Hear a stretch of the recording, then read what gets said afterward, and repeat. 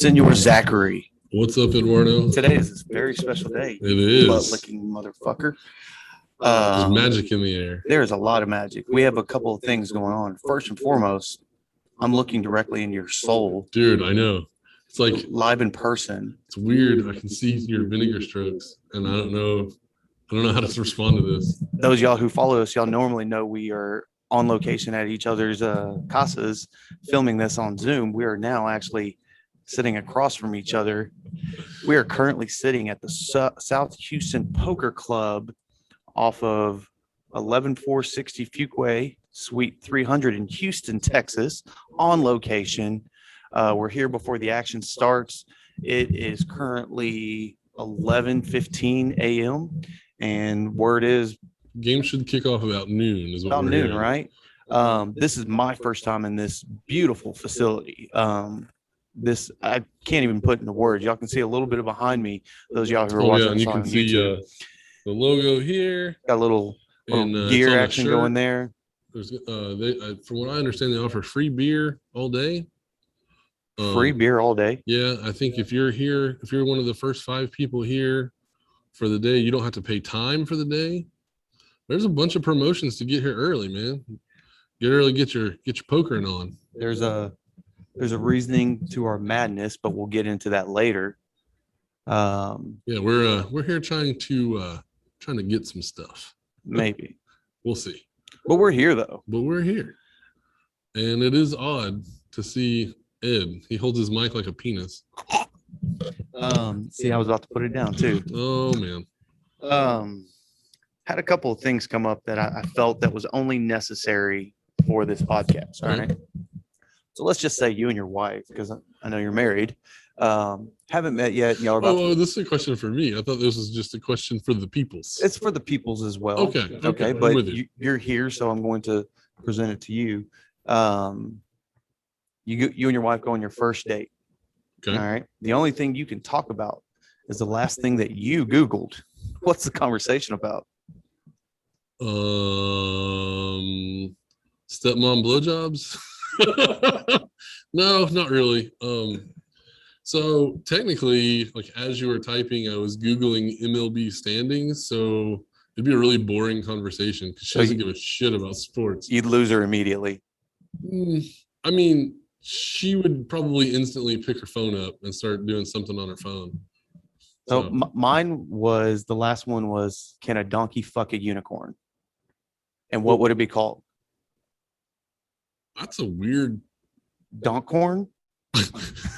I mean, like, I think it's weird that you Googled that, but then it does intrigue me. So, I mean, so if a horse and a donkey have a kid, it's called a mule. Mm-hmm. So if it was a unicorn and a donkey? Unihonky? I mean, I don't think it would be a combination of the names, right? It'd be like it'd be fucking Eeyore. I don't know. Motherfucker could talk. That led me down a rabbit hole. Right? I can only imagine where the rabbit hole began. Because and it took me to some weird sites and stuff like that. Things I probably can't even bring onto air. But I came across a TikTok and it made me think about this. All right. Have you ever thought about sharks don't even know camels exist? Okay. No. They've never seen one. My brain hurts already. Right. I'm still thinking trying to name a unicorn donkey. Like, what the fuck? Now you're throwing this on me? Yeah, we're just jacking everybody up today. Oh my God. I swear to God, I'm not on PCP or LSD right now. I feel like I'm hanging out with Joe Rogan. What the fuck? It's like all strung out on drugs and shit. What's that drug that he takes? DMT or some shit? Okay. Maybe. I mean, I'm sure copious amounts of that too. But dude, I don't know. Super weird. Like, you're a weird dude. Like, I knew that already, but my mind just works in weird ways. And these are questions that people need answers to. Goes back to what I asked a couple episodes back about how come we're not eating penguins? That's a valid question. Yeah, that is we figured out it was against the law. But I mean, it was a valid question before we typed it into Google, and Google said, well, you can't. But same reason why we can't eat humans, right? No, because that's, well, I guess it's technically not murder. You can't eat a human. Hear me out. Somebody dies. Right. They're on the donor list. Right. Why can't you donate meat? So like, hey, this guy's a donor. We're gonna harvest his lungs and his liver, and apparently Ed Bolton wants his right shoulder. I'm gonna smoke it and wait till the fat cap breaks, and then wrap it. 2 hours later, check that bone. If that bone comes out clean, it's time to eat.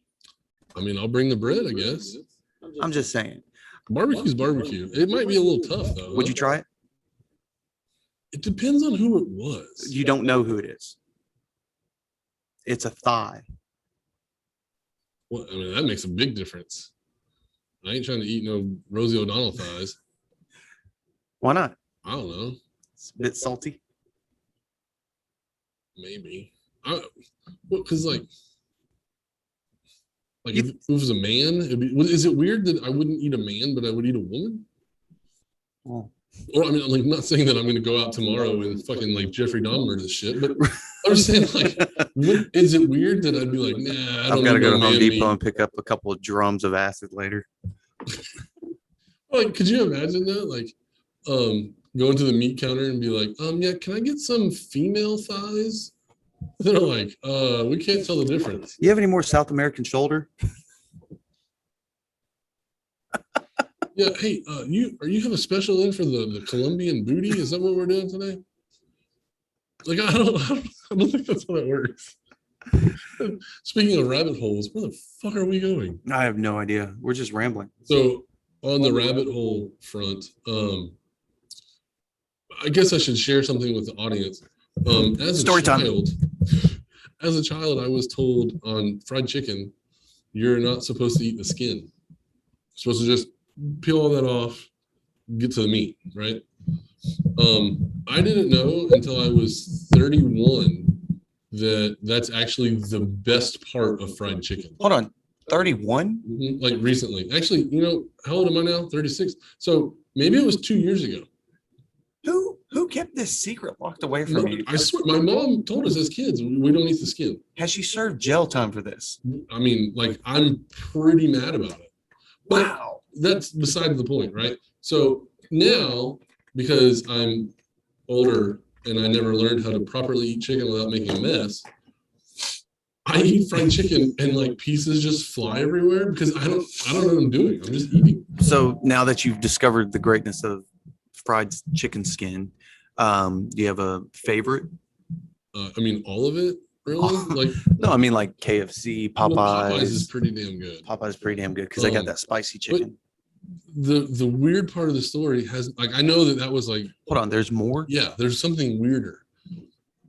So hear me out. So because I make a mess when I eat chicken, my wife gives me a hard time about it looks like a 4-year-old sat there and ate chicken. There's like no shit. There's fried chicken pieces like within like a 6-foot radius of me. How does she eat fried chicken? With a fork and knife? I don't know. She has etiquette that I don't have. I don't know. I don't even know what that is. Like some sort of manners. I don't know. I don't have. She's making up words. Maybe. Just like your mom made up that you can't eat. Exactly. Chicken. See, at this point, I'm realizing maybe I shouldn't trust women at all. But so to give me a hard time, my wife Googled like messy eater fried chicken. It brought up porn. Did you know there's a genre of porn that involves eating fried chicken?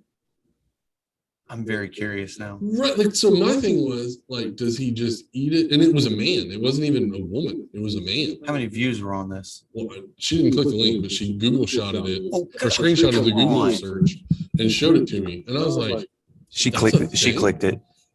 I asked her, I said, what did it bring up? She's like, I'm afraid to click the link. And I'm like, no offense.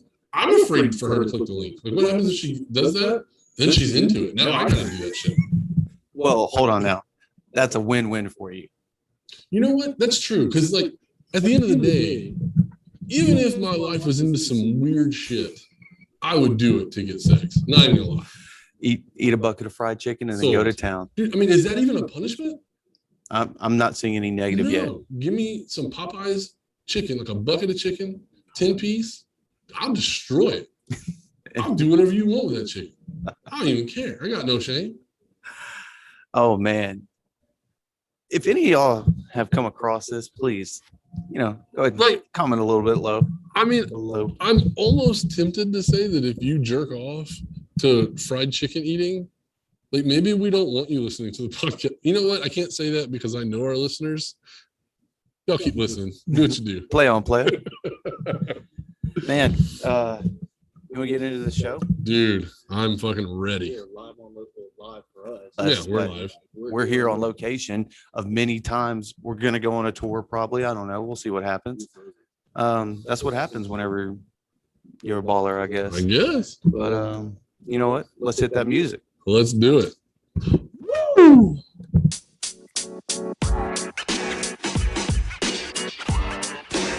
What's up, ladies and gentlemen? Welcome to another episode of 2 Wanna Be Athletes Talk Sports. I'm Ed. I'm Zach. And here we are, like we said earlier, we're at SOHO Poker Club doing this thing live. I'm seeing Zach's pretty beard. I think it has some fried chicken left in there. No, that's little just leftover. lint from the dryer. Little flavor saver.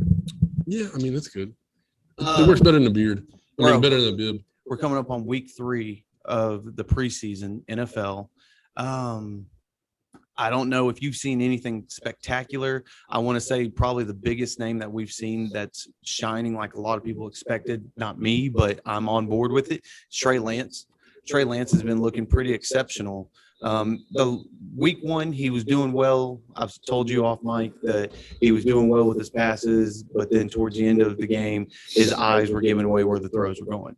Second game, he comes in, he's starting off slow, but then he comes out and I think he got 2 touchdowns in the game. Wow. Okay. And looked pretty sharp. And I think Jimmy G's starting to sweat a little bit. Dude, I mean, there are 2 quarterbacks that are rookies putting pressure on the starter. One, definitely Trey Lance. I mean, on top of his freaking cannon for an arm, he is athletic as all get out. Jimmy G he don't move like that. Not at all.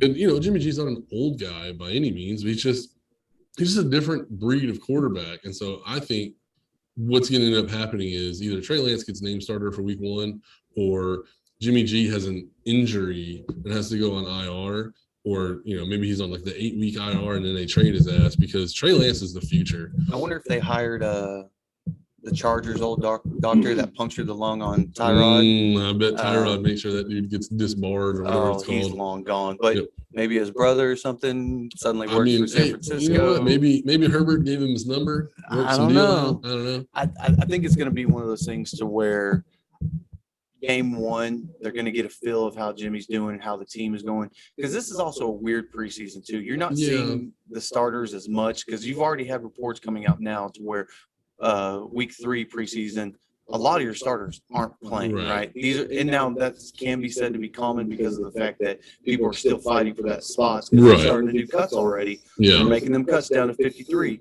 So I don't know. It's weird that we haven't got to see much of Jimmy G. Yeah, I mean, he's coming off of a major injury. He's kind of already been installed as the starter from the previous season. So, and then obviously Trey Lance is going to be their future. So maybe they just want to play it cautious. I mean, we've seen both schools of thought work. I mean, Aaron Rodgers clearly was the best idea was to sit behind Brett Favre for 2 years and kind of get his bearings and understand what it's like to be a professional. And then, as a rookie, not a rookie, but his first year as a starter, he blew it up, But then we also have things that happened, like where RG3 came in, was immediately a starter, went 10-6, made the playoffs, tried to come back from an injury too soon, and ended his career. But, he had success right out the gate. Same thing with Patrick Mahomes. Patrick Mahomes didn't play the entire first season. Then he played the last game of the season against the Broncos, lit it up. And then the next year, he was like a god among men. So, I think it's definitely beneficial for these guys to be drafted by organizations like the 49ers, where they know they're going to be taken care of. They know that they're in a spot where the goal for the entire franchise is to win. Right. There are other franchises in the league that we won't name, the Dallas Cowboys, that are okay with going 8-8 every fucking year, and they're still the most valued franchise in the NFL. And, I don't know if the fan base is okay with it, but certainly their owner seems to be okay with it because he hasn't made any drastic changes to step this up. So I say all that to say that Trey Lance is in a great position. Mm-hmm. He's with a great organization, has an awesome head coach, and a great GM. I think that franchise is set up to win for a long time. And if Trey Lance can come in and be a little bit more than a game manager, this team's going to win a lot of games for a long time. As far as going forward on the quarterbacks, the other quarterback that I'm showing is pushing the starter, Mac Jones. Mac Jones has been looking real good. I want to come back to him, but I want to touch back on the Niners. I think they're making a mistake by not getting Trey Lance starter immediately. And here's why. You look at how young this team is on both sides of the ball. You have rookies that are shining. You have guys going into their sophomore year and coming out of, let's go back as far as 19. I think Bosa came out in 20. No, Bosa came out in 19. Yes. Debo 20 Debo came out in 19 too. Yeah. And I always butcher his Brandon name. Ayuk Came out in 20. And now you got Trey Lance. You have such a young. And George Kittle. You can't forget about George Kittle. You can't forget that. So if you waste time to see what Jimmy G is going to do, right, you are missing out on. Yeah, no, I feel like you're right. I feel like the only reason why you don't start Trey Lance week one you've got to is get if it going. you don't think he's ready. Because we covered this a long time ago and we broke the cycle, but this is a very tough division. You look at what they've done. The Rams have went ahead and picked up Matt Stafford. Yeah, they're going Super Bowl or bust. So. They have a stacked team, right? Reports came out this morning. They got Sony Michel. Yeah. So they're Sony Michel and a first-round pick for 2 conditional picks, which is really weird. Somehow it looks like it's a loss on the Patriots, but it's Bill Belichick, so I'm not questioning that man is playing chess while everybody else is playing checkers. 100%. You still have Seattle. You always have to worry about Seattle. Yeah, as long as Russell Wilson is a quarterback there, you got to worry about that. Arizona is not something to be sleeping on. We've gone over this with DeAndre Hopkins and the small-time receivers they have there, but they still have a good team. Kyler Murray's not a fool. No. The coach. Where at Arizona. Oh, Cliff Kingsbury is a good coach, right? Yeah, I mean, he's definitely an offensive innovator. Right? That's true. Now, granted, I do think they've fallen off on the defensive side of the ball. We've already seen that J.J. Watt's been hurt this offseason with a hamstring injury. Chandler Jones doesn't want to be there. True, which is weird considering like the vote of confidence they gave him in the offseason by getting rid of Hassan Reddick. Yeah, Riddick, that's what it is.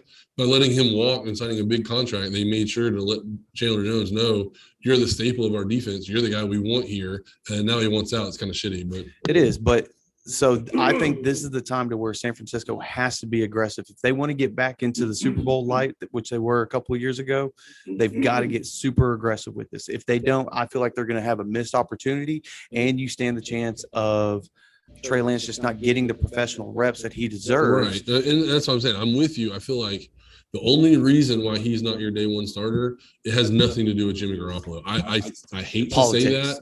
I just feel like Jimmy Garoppolo, his ship has sailed. I'm waiting by the phone for my contacts in San Francisco to tell me what's happening. And no, they're not those contacts that you're thinking. I know all of y'all who are listening right now. Oh, you don't get massage therapists flown in for you? Well, or? I'm not at that baller status yet. Oh, I do have a little towel though that I wear every now and then, and my wife just says, "What the hell are you doing?" Yeah, I wear the towel too, but it covers so much that there's not really anything to see anyway. So you brought up Mac Jones. Mac Jones, I hate saying it, I really do. Like, he is looking sharp.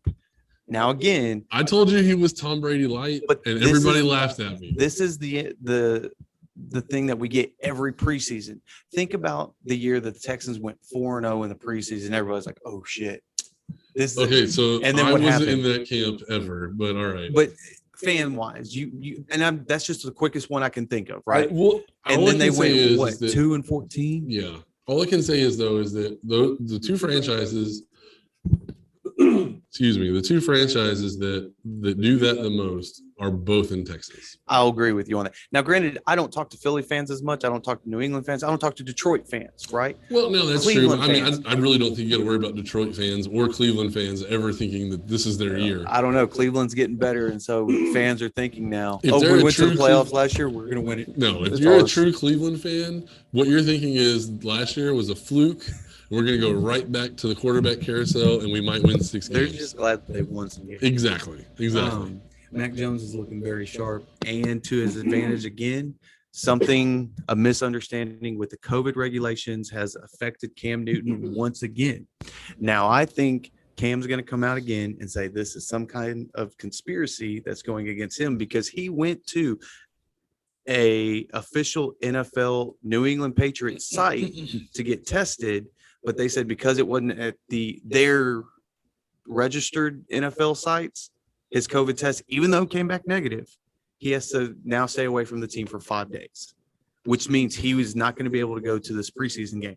Now, whether they were going to play him or not, I don't know. But this is something that's in Mac Jones' favor.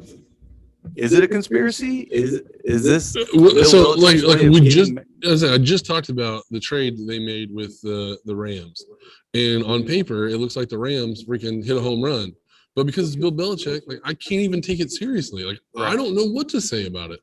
So do I think that this is a conspiracy? It fucking could be. I have no idea. I think Bill Belichick might not like Cam Newton. I don't know. I've thought that for a while. But we are starting to see signs of the Cam that we once loved before. He has looked decent in the preseason. Again, it's preseason. You're going against other defensive players that are trying to make a spot. I got that, right? But also at the same time, like you've got to give credit where credit is due. All right. I want to see Cam week 1. I want to see Cam all season. I want to see him put up good numbers. I want to see him be an elite quarterback again. Yeah, I'm one of those people. That happening is probably not going to happen because Mac Jones is sitting right there waiting for the seat at the dinner table. Dude, I'm a huge Cam Newton fan. I really enjoyed watching him get beat by the Broncos, clearly. But I mean, on like overall, he went to Blinn, right? So he's hometown boy for us, right? And I like that, you know, early in his career, people kind of didn't like him because he was an athletic quarterback, and he just held his own, showed people, you know what, I can be a quarterback and I can still run, and I don't give a shit. And he won MVP in 2015, right? So I still pull for him because I feel like he hurt his shoulder, and the organization forced him back.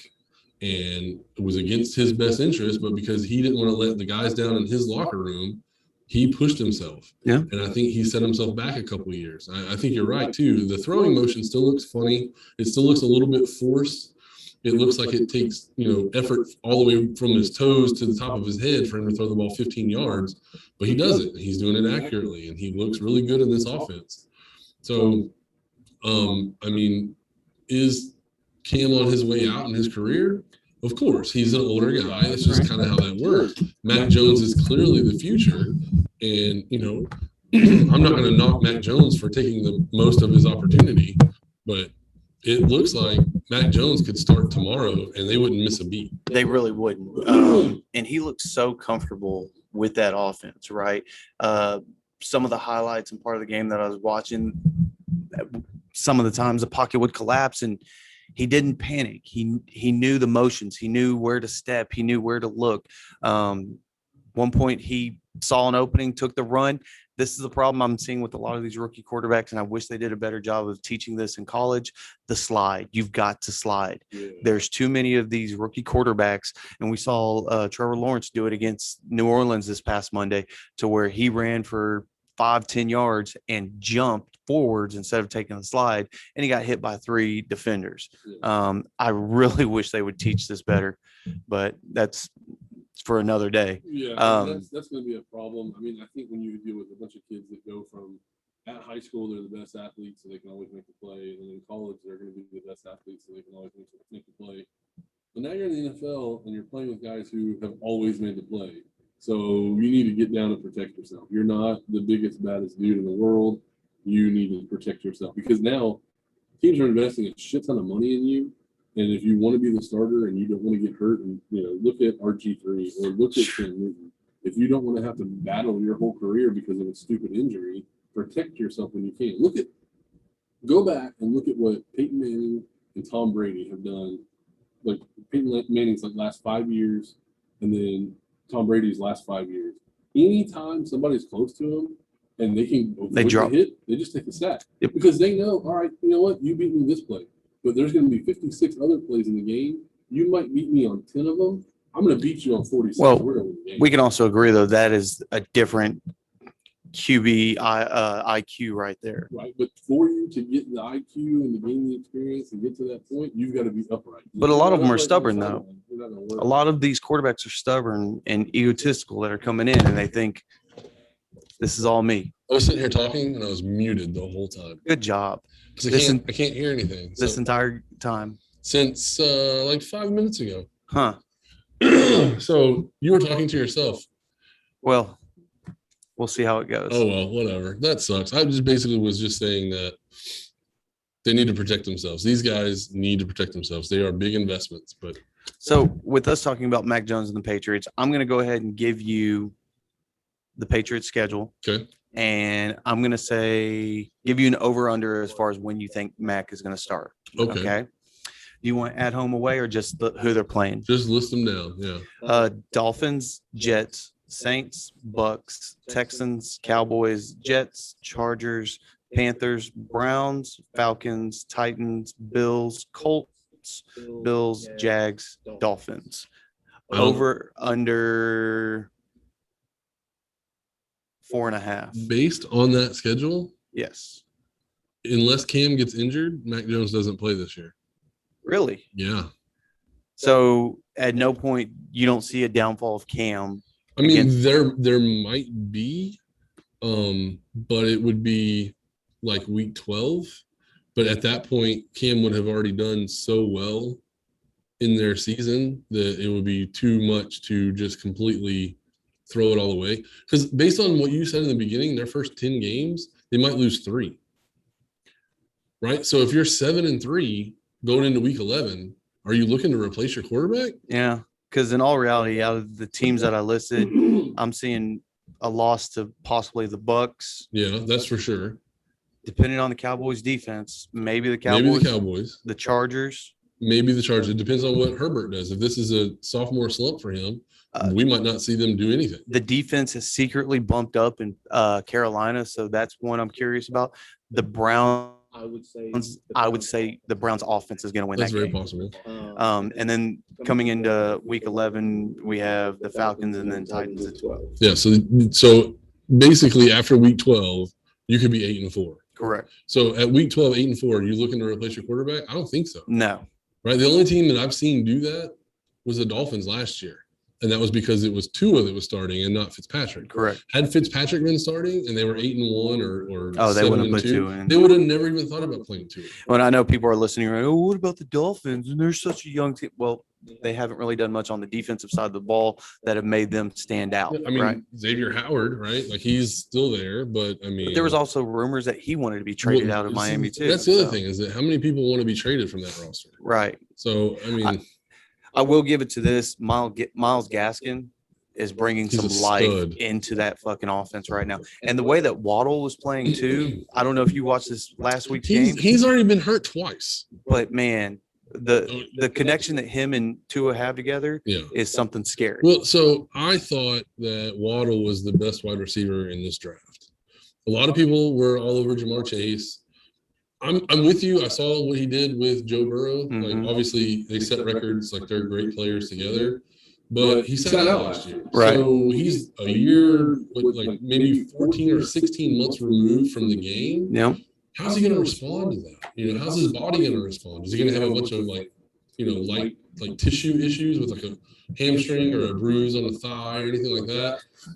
So, I mean, definitely I think Waddle is better than Devonta Smith. That's for sure.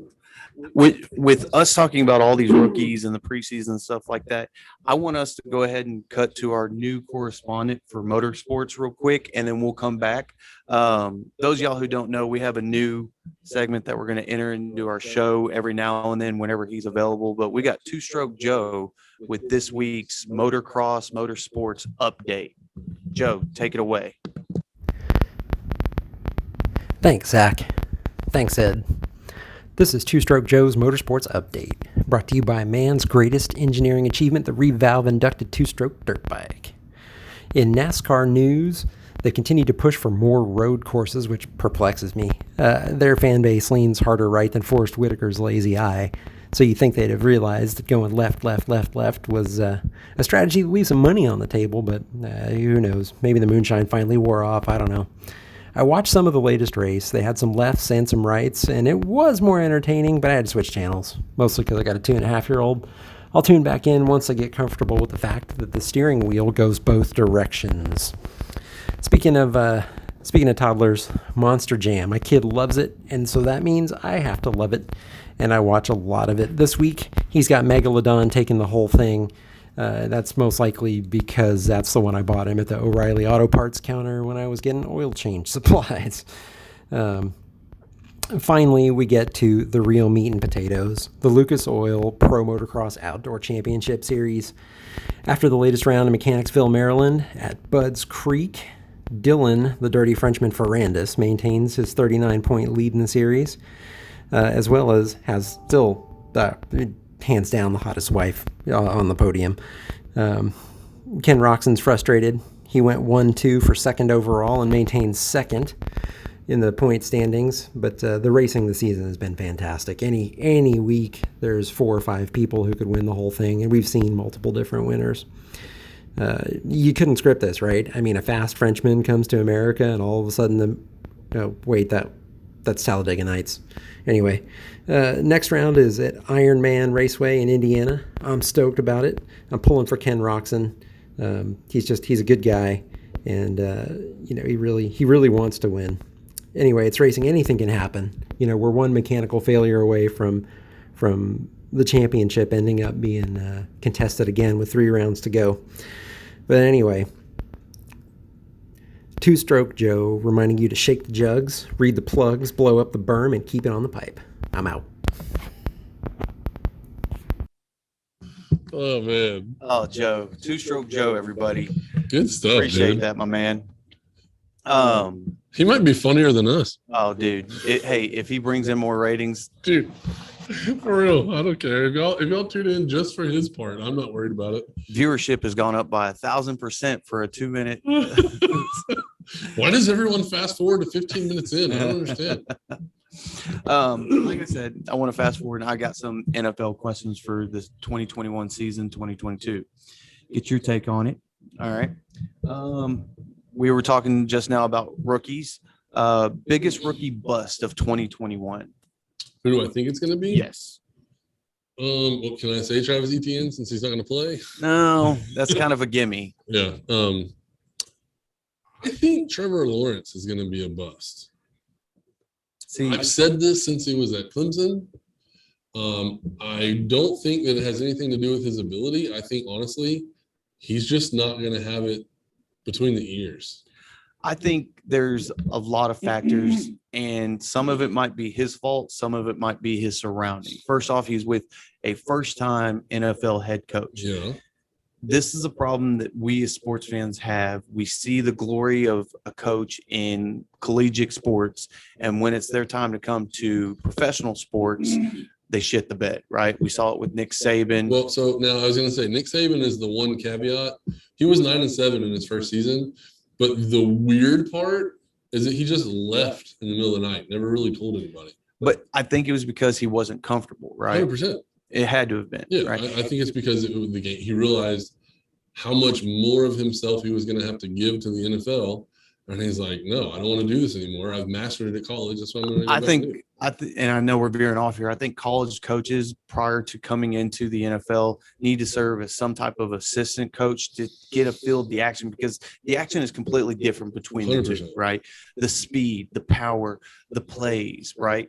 But you also look at it as, yes, I think Jacksonville has done very well in their drafting and their free agency and their minor trades.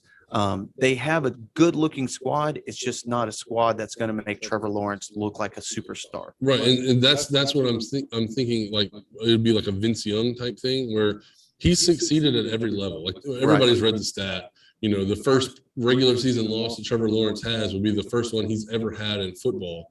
He was undefeated in high school. He was undefeated in college in the regular season. The only game he ever lost was in the playoffs. So week 1, they play the Texans in Houston. Oh, that's a win for the Trevor Lawrence guy. Trevor Lawrence has been announced today as week 1 starter. Yeah, like there was any ever question that he wasn't going to be the number one I had starter. faith in Minshew, but after seeing him in the preseason, he's still throwing picks like it's free candy. Yeah.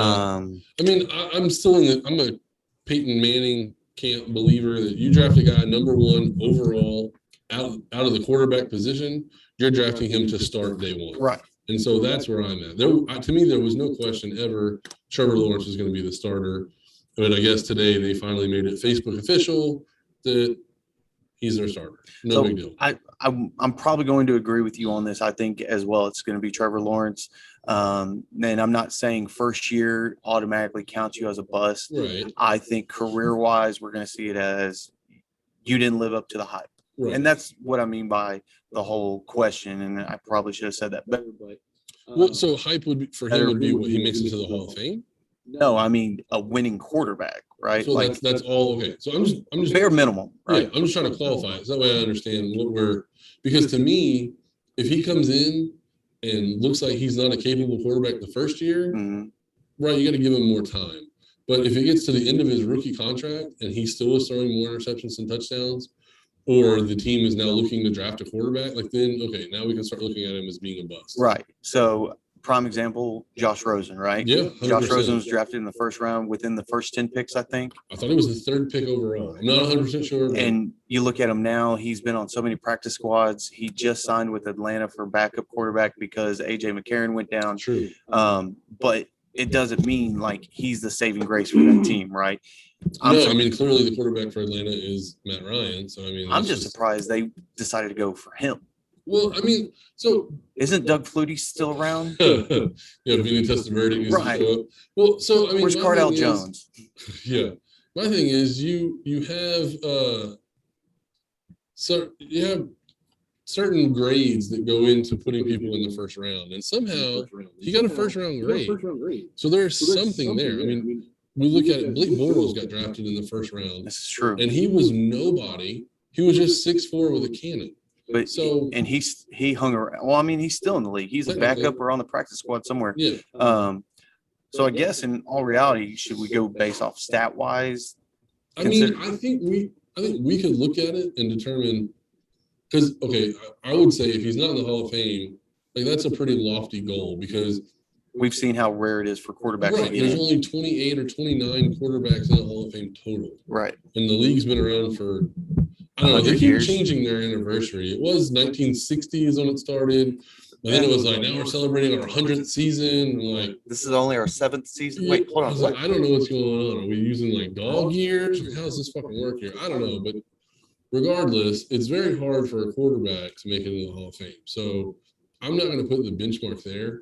But I think if he has a career that is better than Matt Hasselbeck, but like better than Dante Culpepper, Okay.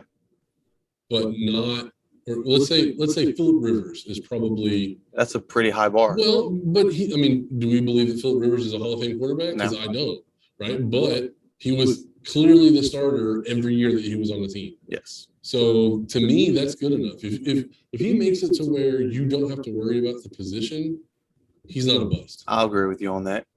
I think my pick for bust is going to be Jamar Chase.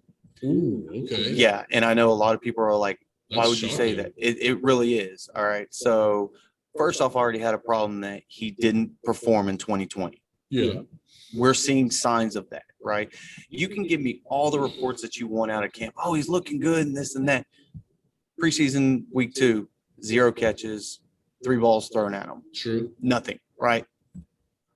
The connection between him and Burrow are supposed to be I like mean, at the hip, right? yeah, you would So think. there shouldn't be any lack of communication, right? Now, at the same time, is that Burrow's fault because of how the ball was thrown? Well, I mean, they both have been out of the game for a while. Right. Right. Burrow, gruesome knee injury. Like, oh my God, knee kept pointing at the TV screen and he's turned the opposite way. It was bad. Well, it was gross. But he's been out of the game for a while. So is it rust? Obviously, Jamar Chase hasn't played in a while. Right. So maybe it's rust between the both of them, and then they're trying to do it live going against a different defense. I hope so, but nothing this offseason so far or preseason has sparked it to where I'm like, that's the guy. Yeah. They did the right job. I mean, because I I hope- told you they should have drafted the tackle. Well, I said the same thing. I mean, that's what I had. Penei I Sewell think was 90% right of the there. people that we talked to said that they should have taken the left tackle. Yeah, I mean, I'm with you. But I guess throwing it up and having your homeboy down there catch it. I mean, they ended up recovering in the second round. They got lucky that those tackles didn't get taken off the board like we thought they would at the end of the round. But True. They got their tackle in the second round, so their offensive line should be better. I mean, maybe it's just a rust thing. Maybe they'll figure it out because, like I said, in LSU they had it figured out, but the type of people they're going against at LSU are going to be completely different than the type of people they're throwing against in the NFL. So that's. And just because I'm a fan of the game, I don't mind being wrong when it comes to something Well, like no, this. I mean, yeah, these are speculatory. But things. I'm telling you right now, he's going to be lower than AJ Green, right? AJ Green had flashes where he was a top 10 wide receiver, and then age and injuries started catching up to him, and now he's just fishing for a team to stay relevant, right? So I don't even think he's going to be at that point. I think he's going to put up mediocre numbers. I think he's going to eventually become one of the list of busted top draft picks. So would you say AJ Green is better than Des Bryant?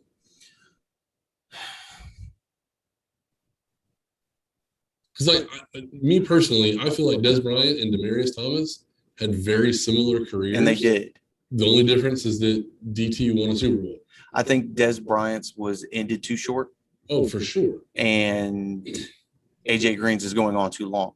Okay. So if you take the meat of it, I would probably take Des over. Okay, so I'm there too. I'm just trying to qualify your statement of the AJ Green comment, because one-on-one in practice, like you put him in man-to-man coverage, AJ Green's going to win that majority of the time. At the line, AJ is almost unstoppable. Right. So I guess what I'm saying is, so talent-wise, he's good. He was just injured, right? So is that more of an injury to where it's like, because King Griffey Jr. lost all those games, he was injured all the time, but he still made the Hall of Fame because he was just transcendent. He was just so much better than everybody else.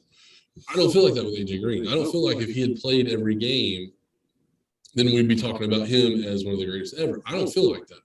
So I'm saying, if you're going to say that he's not going to be as good as AJ Green, then we're saying AJ Green is a bust. Yeah. Okay. So then I would say that from now on the show, it's the AJ Green line. You're above the AJ Green line. You're below the AJ Green line. Equal or less than AJ Green. I would be okay with that, only for our fantasy draft. So that way, if everyone else is in our fantasy league is listening, Ed says don't draft Jamar Chase, so let him fall to 10 so the champion can pick him. Because that's kind of where I'm at. We'll see what happens at 7 and 8. Do you have any notable people to add to that list? No, I'm just going to talk about how James Robinson's stock probably just doubled because Travis Etienne is done for the year. If you're going to go fantasy-wise, him and Carlos Hyde right now, because I think it's already been out there that they're going to run a 1-2 punch, and Carlos Hyde didn't look bad at all this preseason. Really? Carlos Hyde has always looked decent. People always forget about him. He's a great number 2 that comes in, right? Red zone, you put him anywhere in between the 20 and the end zone, he's there for you. He's definitely a threat. I mean, he's a journeyman running back, obviously. Absolutely. But he had some really good years, quietly rushed for 1,000 yards for the Texans, and then they just decided not to bring him back. So that's weird. But, I mean, I feel like this helps the Jaguars. Okay. I mean, obviously, when you lose a player like this, you don't really want to see the silver lining, because you're like, holy shit, we drafted this guy, wanted him to be a staple in our offense, whatever. But Travis Etienne was going to cause problems. James Robinson last year, towards the end of the season, like week 11 on, was one of the highest scoring fantasy backs in NFL. It was bonkers. So you take a guy like that, who I think he was drafted in the 3rd round, so the team doesn't have like an ample amount of stock in him, so it doesn't really hurt them to lose him. They traded back into the 1st round to get Etienne. Mm-hmm. So he's going to play, right? So I think that this just postpones one more year so that James Robinson can finally get like a full shot all year long. He's going to be the guy. And it might turn out to where James Robinson either creates some trade value, or he just makes, like, he cuts out his little notch in the team. This is where I play. This is what I do. Etienne's going to be a gadget player. Well, it could be if the team is a fan of Etienne, which it seemed they were. If they become a huge fan of his during this season, even though he can't do anything, and then come into the offseason next preseason and they start hyping him, I wouldn't be surprised if Robinson goes ahead and just says, you know what, trade me. Somebody else can get me. I just got an alert. The Denver Broncos are naming Teddy Bridgewater as their starting quarterback. Does this shock you? This is the dumbest shit I've ever heard of. Why? We know who Teddy Bridgewater is. Okay. All preseason, you watch Teddy Bridgewater go against whatever defense was out there, and there was nothing spectacular, nothing where you're like, oh yeah, that guy needs to be the player. He's a playmaker. He's a game manager, right? His ceiling is slightly above Drew Lock's floor, right? Wow. So I don't understand this move. Drew Lock's ceiling is unbelievable. Is this their way of saying we have to justify the trade? This is Vic Fangio's way of saying, I know my defense is really good, and I don't want a quarterback that's going to throw the ball away because he is a scared player when it comes to offense. I'm not a fan of this. I feel like if we had a different head coach, it would be a different pick. Vic Fangio is a defensive-minded guy. He thinks, punting is the better solution than, trying to force the ball downfield. I think this is going to hurt every offensive player on fantasy for the Broncos. Ooh. I think that it's going to create a harder running environment for the running backs that we have. And I'm glad you brought that up because the battle between what's his name? Jalen Williams? Javonte Williams? Javonte Williams and Melvin Gordon. Now, Melvin Gordon's been injured Correct. with a groin injury.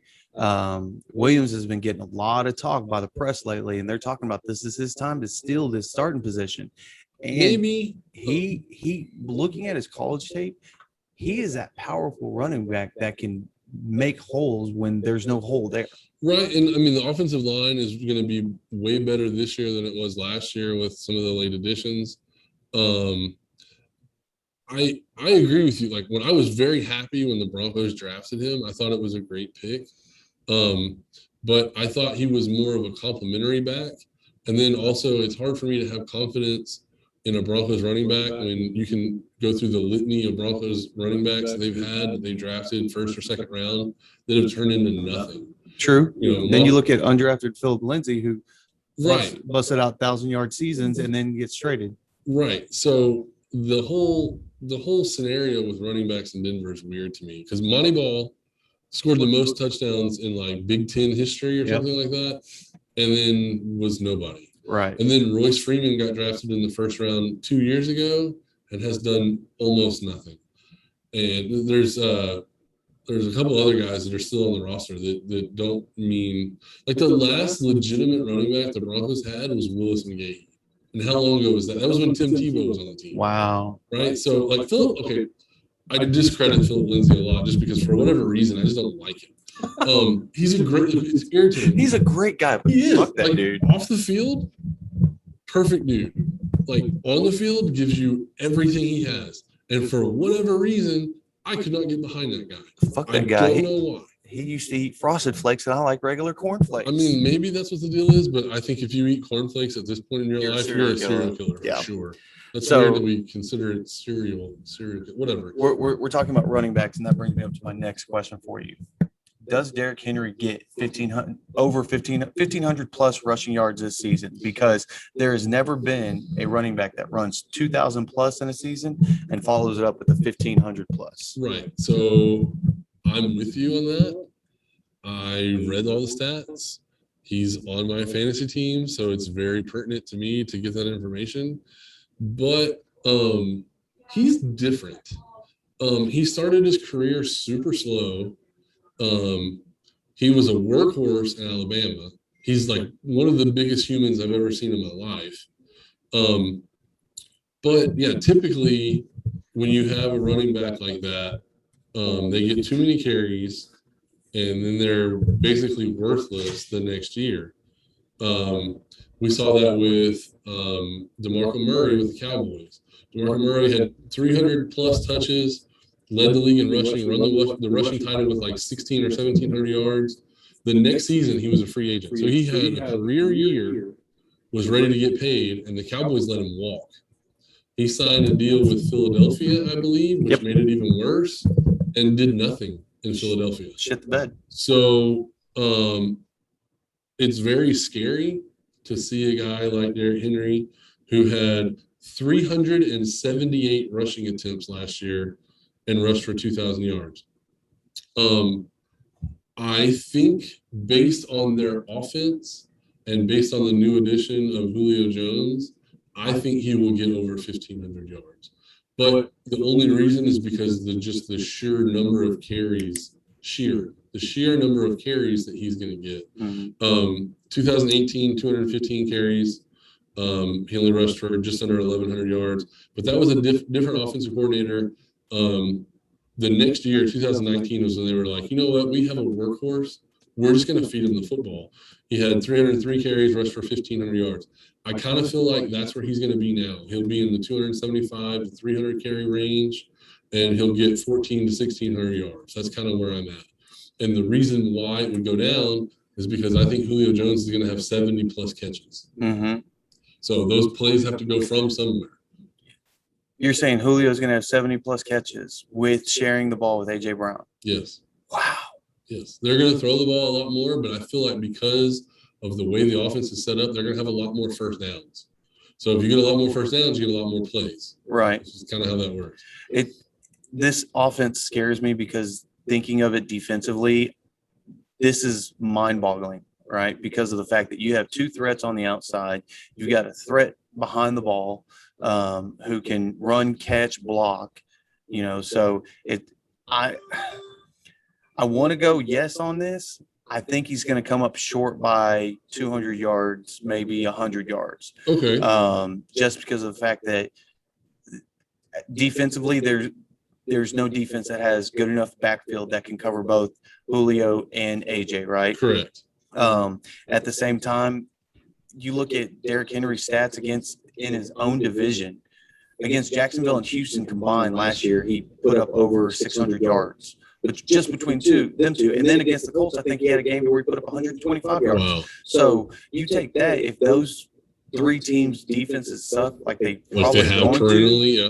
And you play them 2 times each, so that's 6 games. You put up 150 yards on each one of them. God. Yeah, I mean, it's possible to put up 1,000 yards just against those 6 teams, right, in those 6 games. So I'm looking at their offensive plays per year. So basically, Tennessee last year, they averaged 64 offensive plays a game. Mm-hmm. It's gone up every year since they started giving the ball to Derrick Henry. So I'm thinking that with Julio Jones, it gives them another threat. Well, so with age and injury, would you say Julio is at Corey Davis stage? He's better. Just slightly? I mean, so because Corey Davis really wasn't as big of a threat as people thought he was on Tennessee last year.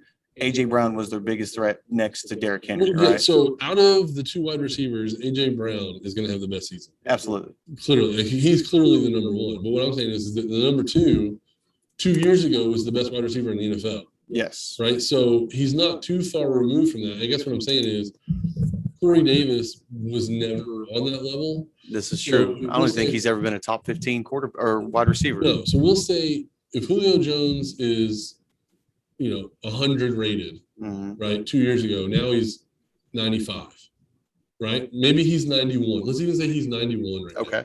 So he's not who he was. But if you put Corey Davis on the Julio Jones scale, Corey Davis is what, 60, 65? Probably. At his optimal. So, I mean, because I'm thinking if you ever were drafting a player and you could draft Julio Jones, it would take you draft Julio Jones from 100 and you just continue to drop. And it's Julio Jones, 100, 99, 98 as a rating. Right. And those are the only players you can draft. It would be a long time before you draft Corey Davis. This is true. So I'm thinking in that range, he's probably 65 to 70% of what Julio Jones is now. Right. So I can see that. I think that makes this offense even more dynamic. Plus, he's a big body wide receiver that can high point the football, right? So that makes him a red zone target. So now, instead of, hey, the Titans are on the 2, what are they going to do? They're going to hand it off to Derrick Henry. Well, now they might throw it to Julio Jones. So that might cut into some of Derrick Henry's touchdown production. True. But I think it makes him a bigger threat to run the football because they've got to move somebody out of the box to cover Julio. Well, on the flip side of this, do you see it with AJ and Julio being the main yard gainers, and then they're using Derrick Henry in the end zone, red zone, and now we're seeing Derrick Henry get higher touchdowns? I don't think so, because as we've seen, he could become the bust towards the end. True, and that could happen. I feel like the correlation between the number of wins and the position that the Titans have finished their seasons since they started giving the football to Derrick Henry has been so much better than where they were before, right? Like right now, they're probably the favorite to win the division. Absolutely. And honestly, they're not too far away from challenging for an AFC championship, right? Because there's a long road there. Right. But what we're saying is, though, is we've seen defense win these championships. Right. Right. We've seen the Chiefs they had struggled with a very good defense. The Titans have a pretty decent defense, but on top of that, they have a quarterback and a running back that can control the clock. Yeah. Right. So Patrick Mahomes has been shown that he starts off super slow. And in the preseason, I don't know if you've been watching, he looks like shit right now. Yes. He's forcing the ball. He looks rusty. He's throwing interceptions. He's not reading the defenses properly. Like, he looks bad right now. Not saying that he can't fix it. I mean, it is Patrick Mahomes.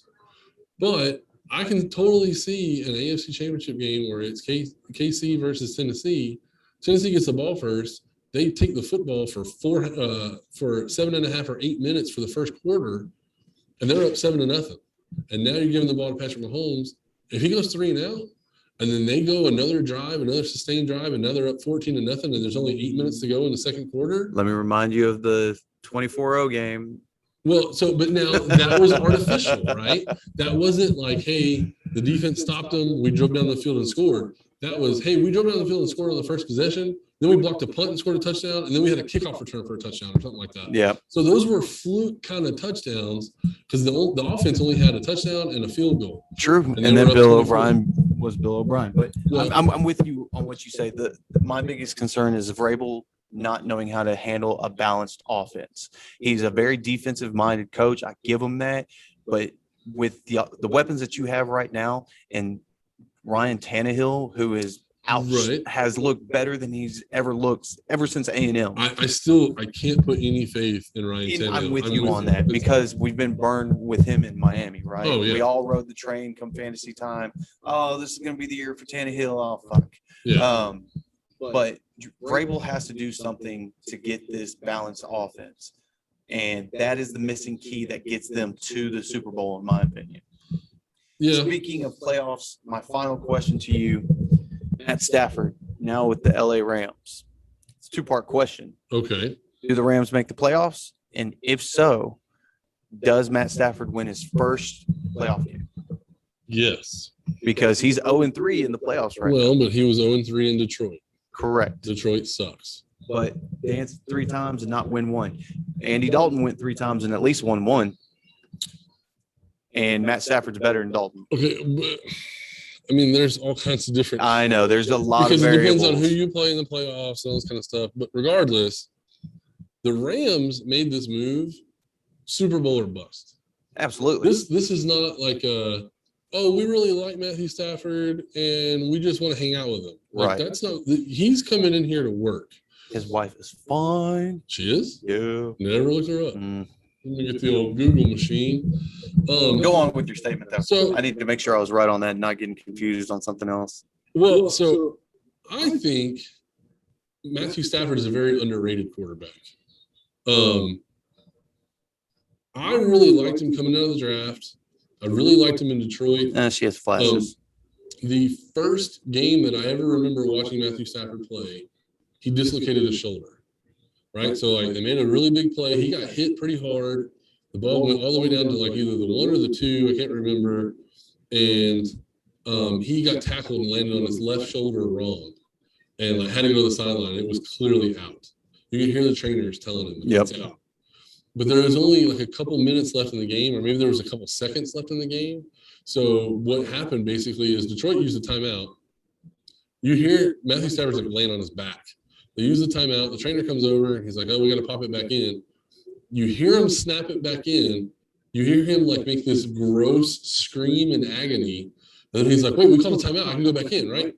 Jumps back up. Boom. He's right on the field. He's like, "If you need me to throw it, I can throw it. If you want me to hand it off, I can hand it off. Whatever you want me to do, I can do it." And they're like, "You can throw?" He's like, "Yeah, I can throw." Takes a snap, like throws the ball, gets a touchdown, wins the game. His teammates come over to celebrate with him. He can't even lift his arm like above his shoulder. Like he's just holding it like this. And guys are coming in and like patting him, and he's like, "Whoa, don't touch me, don't touch me." And like he tries to get his helmet off with his hand. He can't even do it. He has to like pull his helmet off with his other hand. That's a man's man. Dude, he's a man, right? So right then and there, I was sold. I thought you were going to say after that he went and built a house with his one good shoulder and arm. Right, yeah. He Cut down the tree. swung a pickaxe for 6 hours. No, I mean, so like that told me that he was down for his teammates. He's down to win. What we've seen is loyalty. I mean, For he sure. stuck out the shit that he did with Detroit, right? So, and we've seen Jared Goff making it all the way to the Super Bowl with this Rams team. Right. So, And so would you say that Matthew Stafford is better than Jared Goff? oh, we've Because I gone would. over this. Oh, yeah. I don't even think it's close. So, I'm with you on this. I think that they are going to win, go to the playoffs, and he's finally going to get a playoff win. I'm not saying Super Bowl first no. season, but definitely a playoff But win. hey, that football life clock is ticking. Like he doesn't have much more time. Yeah. And now, granted, we are seeing QBs playing to their 40s and stuff like that, but those are a rare breed right there, right? So, those are all the questions I had for you. I think NFC Championship game might not be too far. Oh, That defense is stacked. and again, this goes with everything we say, as long as they can stay healthy, right? True. I mean, yeah, that goes without saying. Right. You have an underdog for this year, AFC, NFC? Well, I mean, Who's a sleeper? How about we go that route? We're coming up to fantasy time. A lot of people are already doing their drafts now. Some haven't. Do you have a fantasy sleeper? Let's change it up right now. Go into a little fantasy football. well, so I do have. Don't be a spilling the list. beans a little bit on your end. No. I have a list of some players that I think should be I need one standout. talked about. Well, that's defense. Nobody cares about defense for fantasy.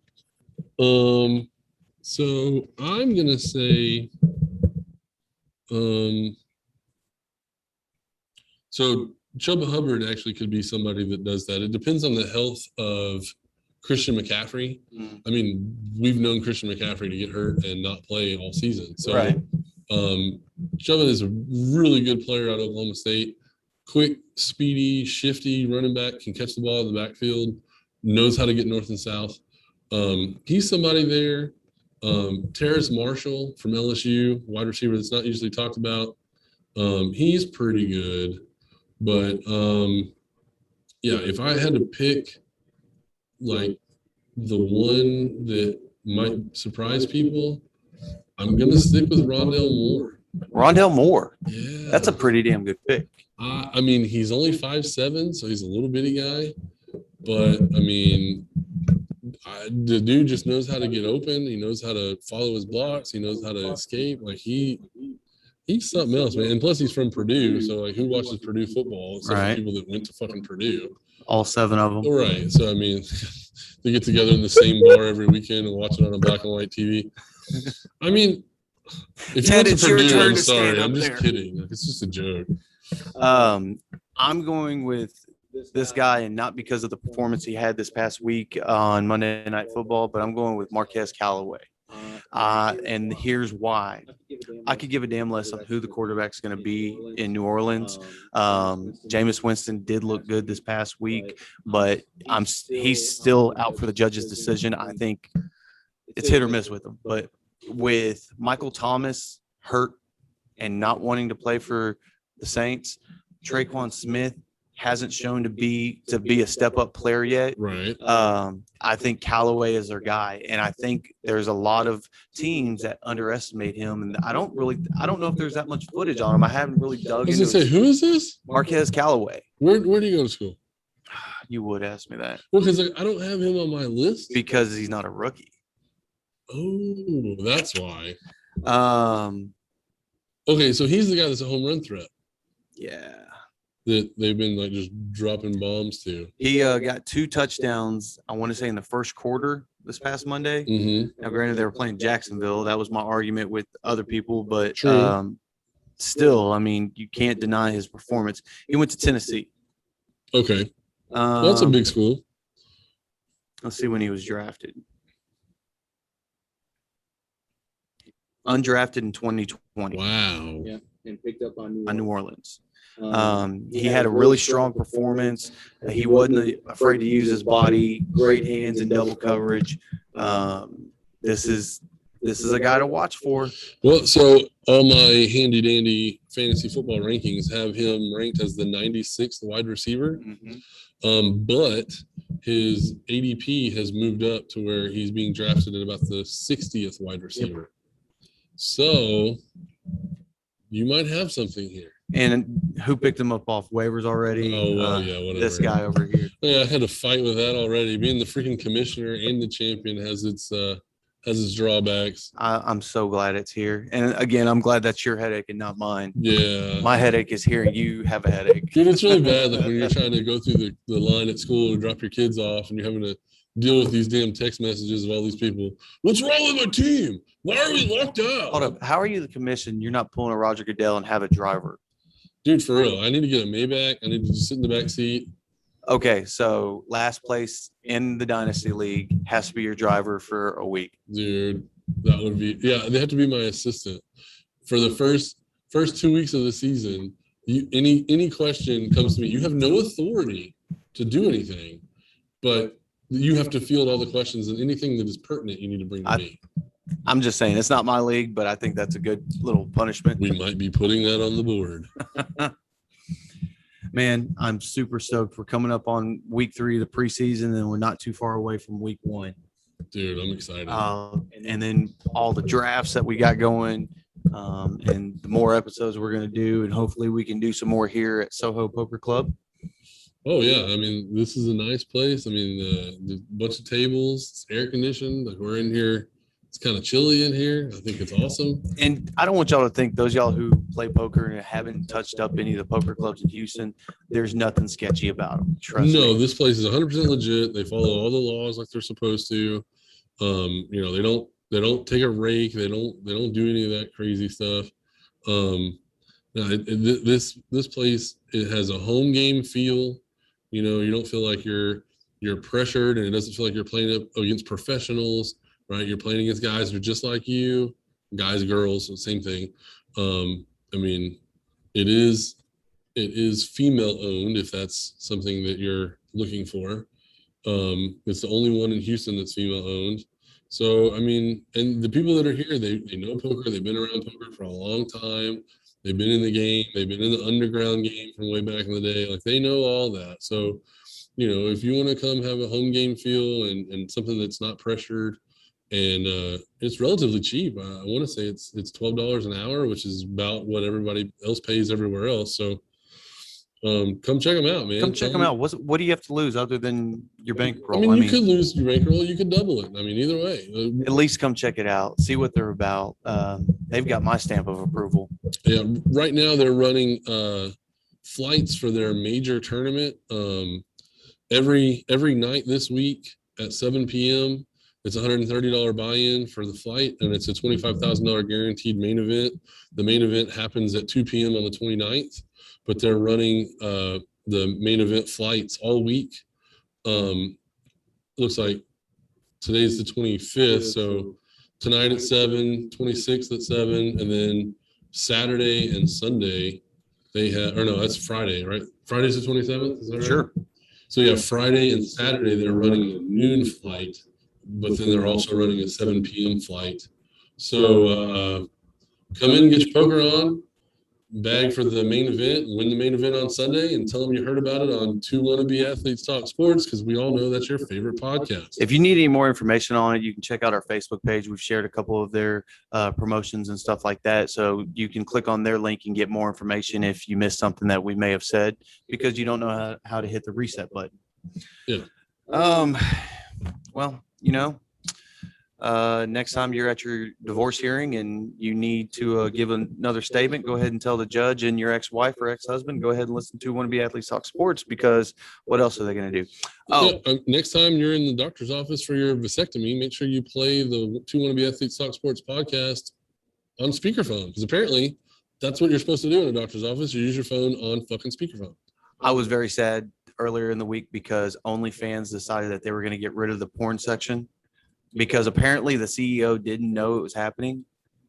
But there's no fucking way. But came out today. They said, whoa, we're okay with it. Oh, Yeah, so they're going to go ahead and keep it. So, man, hey, well, I guess you didn't have to put your application into Applebee's, bitches. in between your strokes and in between your recordings, ladies and gentlemen, go ahead and hit us up. Let us know what's up. Listen to us. Maybe play us in the background a little bit. You know what I'm saying? A little something, something. Hey, sometimes we grease the wheels too. You never know. Right? You know where to find us. We're on all things social media. We love y'all. We appreciate everything y'all do. This is Two Wannabe Athletes Talk Sports. I'm Ed. I'm Zach. And we're out of here, assholes. No ways to go, bitches.